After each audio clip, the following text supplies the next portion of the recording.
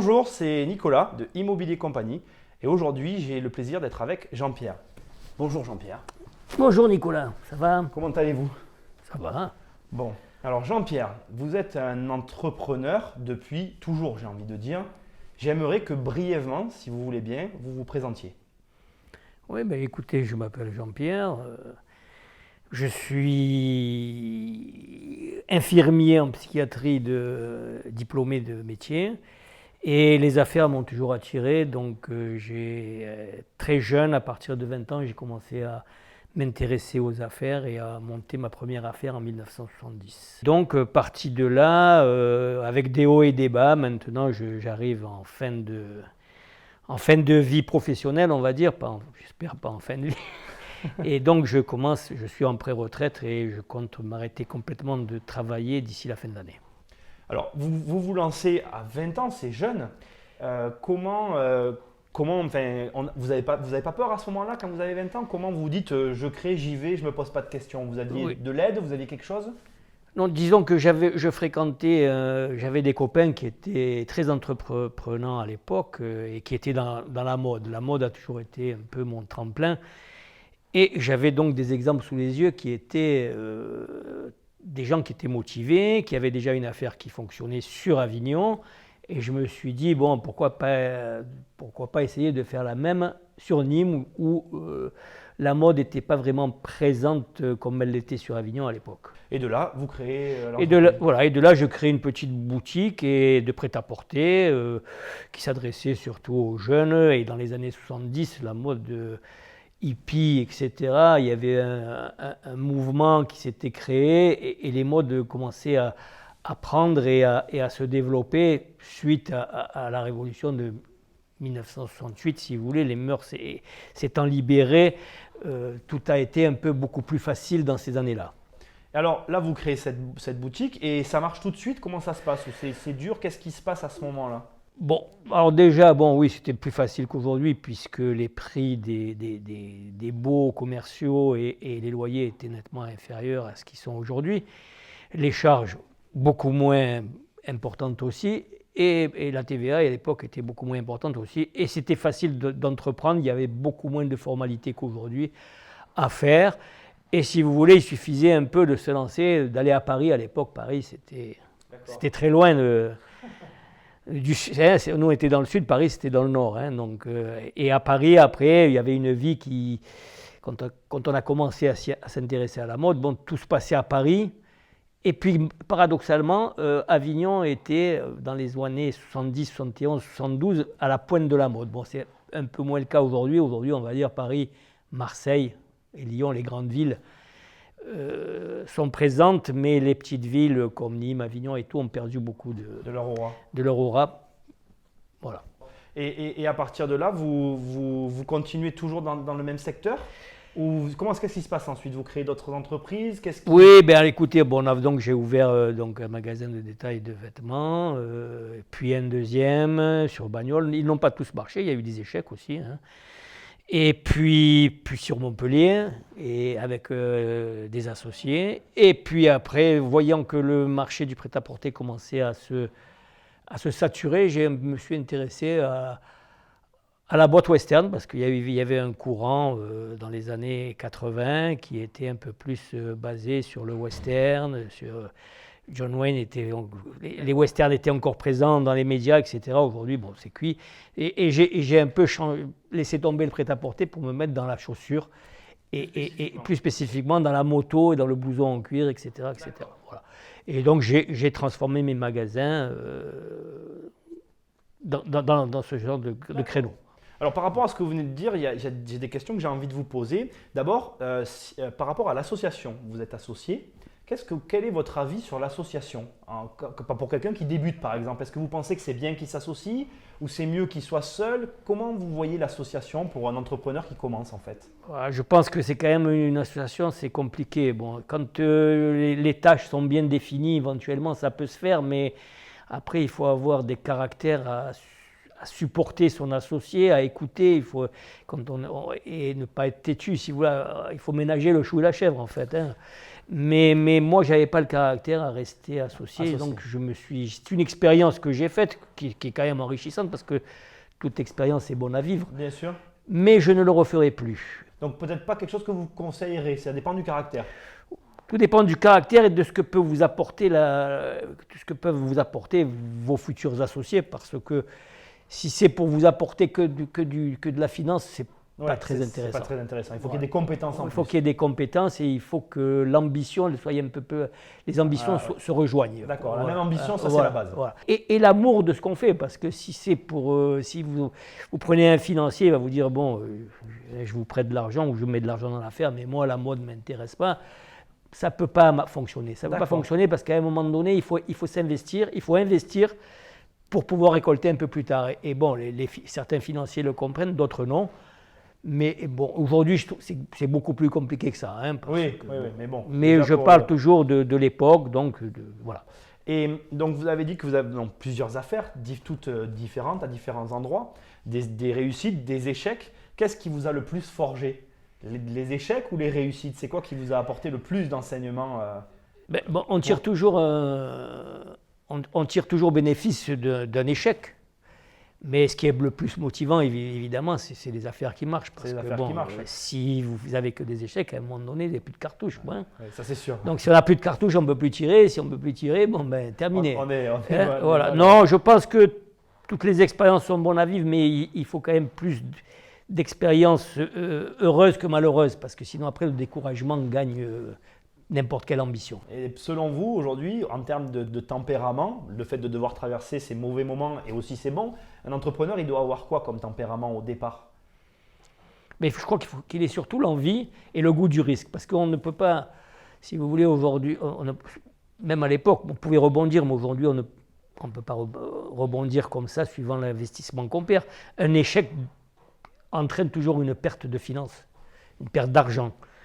Donc, si on ne peut pas rebondir après un échec, l'échec sera cuisant et on ne pourra pas en tirer bénéfice. Et donc, c'est pour ça qu'il faut toujours se protéger, avoir plusieurs portes de sortie en cas d'échec. Voilà. D'accord. Bon, donc moi, je me suis toujours plus ou moins protégé, j'ai rebondi, mais parce que j'ai toujours eu l'opportunité de faire autre chose. Donc vous, un de vos, pas secrets, mais une de vos clés de la réussite, c'est d'avoir eu comme ça plusieurs choses et d'avoir pu rebondir, d'avoir plusieurs cordes à votre arc, j'ai envie de dire.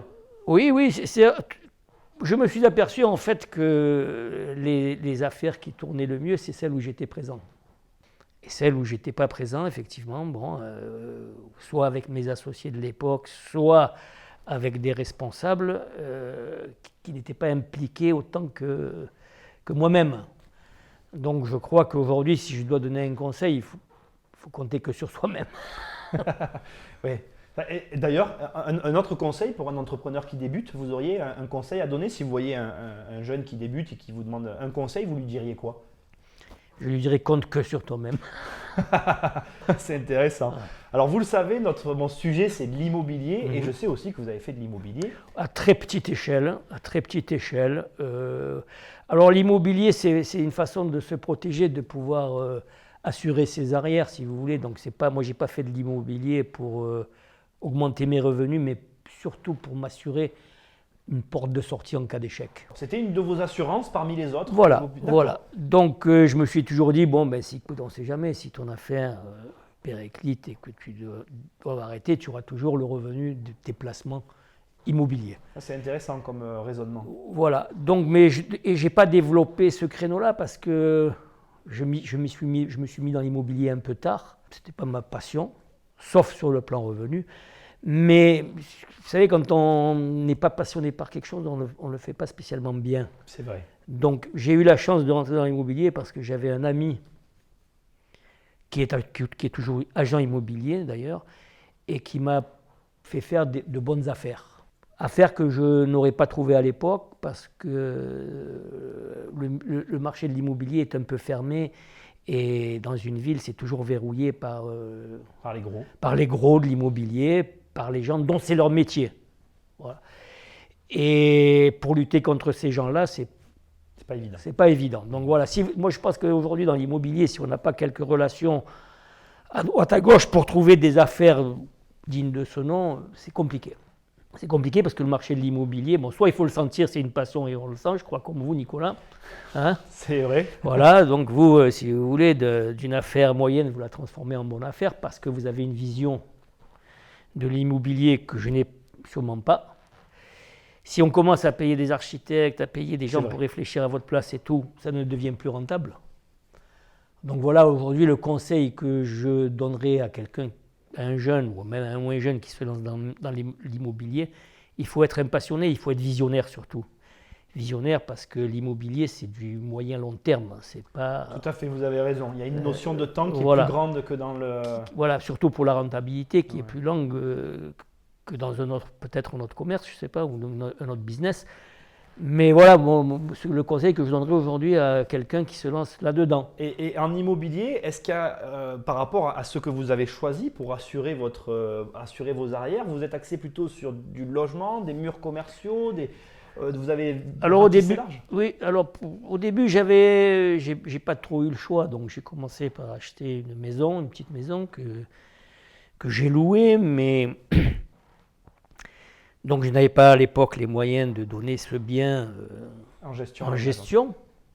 Donc je le gérais, et puis bon, ça m'a un peu saoulé, quoi, parce que les locataires, du moment qu'ils vous payent un loyer, tant qu'ils vous le payent, se croient tout leur est permis en fait. Bon, quand ils commencent à ne moins payer le loyer régulièrement, ils se cachent un peu plus. Mais donc moi, ce qui me gênait dans ce genre de choses, c'était d'être dérangé à tout moment du jour pour des bricoles, un joint de robinet a changé ou une chaudière qui ne s'allumait pas, etc. Donc ça m'a un peu fatigué. Oui, puis avec vos affaires à côté, j'imagine que comme vous venez de dire, vous deviez relativiser, vous deviez vous dire mais pourquoi il m'appelle en fait. Enfin, je me permets de le dire, mais ça devait vous... Tout à fait, donc ça me prenait de mon temps, ça m'irritait quelque part. Et puis jusqu'au jour où les loyers ont été beaucoup plus irréguliers. Et puis quand je me suis aperçu que les locataires ont des droits, certes c'est normal, mais qu'ils avaient de plus en plus de droits, j'ai préféré arrêter ce genre d'investissement et je me suis mis plutôt dans l'immobilier commercial. D'accord. Et après, vous êtes resté dans ce domaine-là. Je suis resté dans ce domaine, mais même dans ce domaine, c'est pas comme aujourd'hui. Aujourd'hui, la crise est passée par là.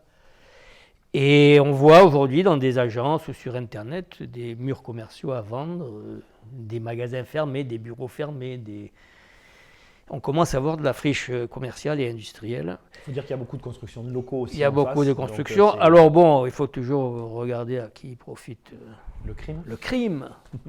Un local commercial, alors il faut savoir qu'aujourd'hui, c'est le propriétaire des murs, le bailleur, c'est le locataire, pardon, du bien commercial qui paye l'impôt foncier. Tous les nouveaux baux, depuis une vingtaine d'années, sont assujettis à l'impôt foncier.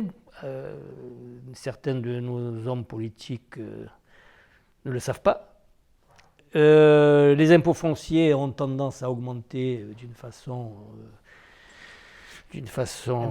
très importante. Un exemple sur périphérie, 500 mètres carrés, 12 000 euros de foncier par an, qui s'ajoutent à des loyers énormes. Donc, si vous voulez, je me suis mis dans ces placements-là, mais qui aujourd'hui aussi restent... c'est relatif. Tout est relatif. Ouais, d'accord. Tout est relatif. Un reste risqué.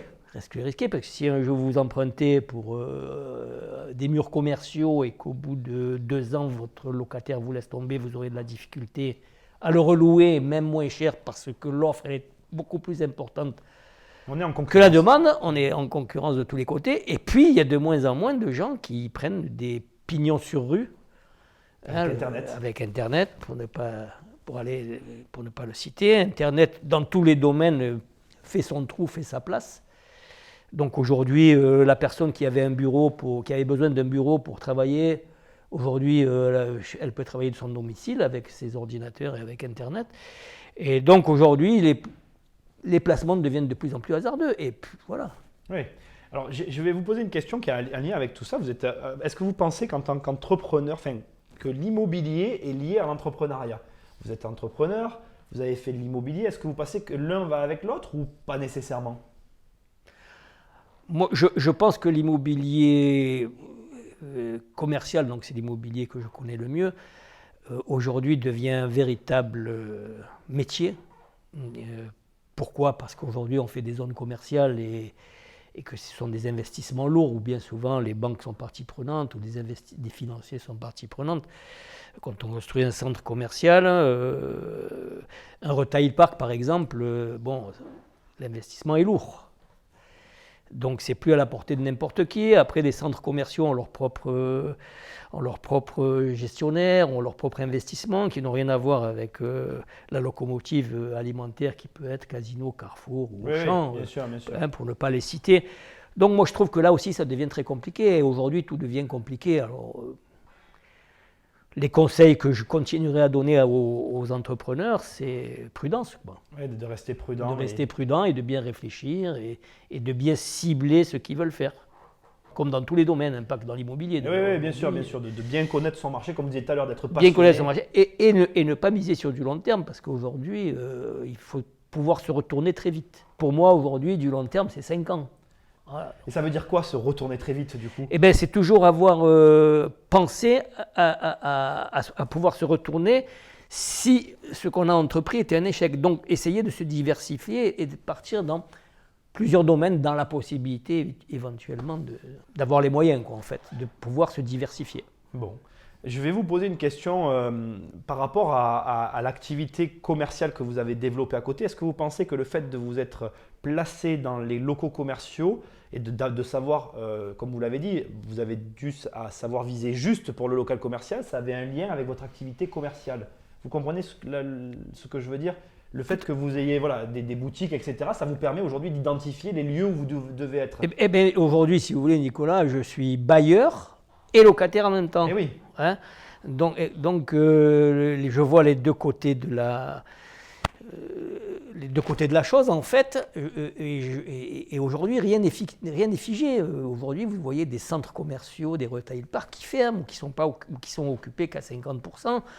Pourquoi? Parce qu'on s'est peut-être trompé sur l'emplacement, parce qu'aujourd'hui, l'offre est toujours plus importante que la demande. Garder des cartouches, garder des réserves. Voilà, c'est mon credo. Avant de conclure, je vais vous poser une question rigolote, j'aime bien ça. Je vous offre un cadeau, Jean-Pierre, vous ne l'aimez pas. Qu'est-ce que vous faites? Mais écoutez, moi, je vous dirais, je vais le revendre sur Internet. C'est la mode. Mais comme ce n'est pas ma génération, je vais le mettre dans un coin, voilà. Et à chaque fois que je le verrai, je penserai à vous.